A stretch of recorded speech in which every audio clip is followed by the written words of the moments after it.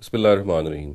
Jihad is one of the most important doctrines of Islam, and it is all the more important that one must understand the perspective and everything which relates to jihad, which is clearly mentioned in various verses of the Quran. It has already been pointed out by me in various lectures that the most important statute in this regard is that jihad can only and only be conducted by an Islamic state. No person, individual, or organization has this right. It has to be conducted by a properly organized Islamic state, and today it can only and only be conducted to curb oppression, injustice, persecution, and such things. It cannot be conducted in any way to forcibly convert people to Islam. Now, whenever jihad is conducted, of course, there are certain moral principles which must be obeyed at all costs.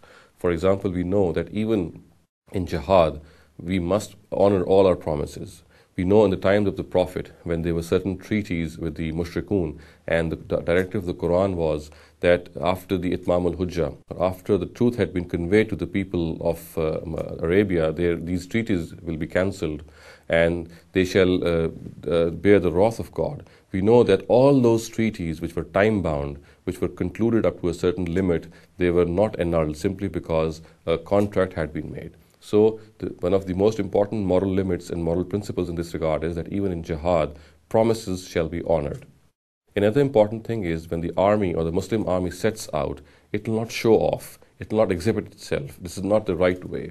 And the Quran is very clear about this thing, and it says, وَلَا تَكُونُوا كَالَّذِينَ خَرَجُوا مِنْ دِيَارِهِمْ بَطَرًا وَرِيَاءَ النَّاسِ وَيَصُدُّونَ عَنْ سَبِيلِ اللَّهِ وَاللَّهُ بِمَا يَعْمَلُونَ مُحِيطٌ. And be not like those who came out of their houses boastfully and displaying their grandeur, and those who stopped people from the way of Allah, even though Allah fully encompasses what they do.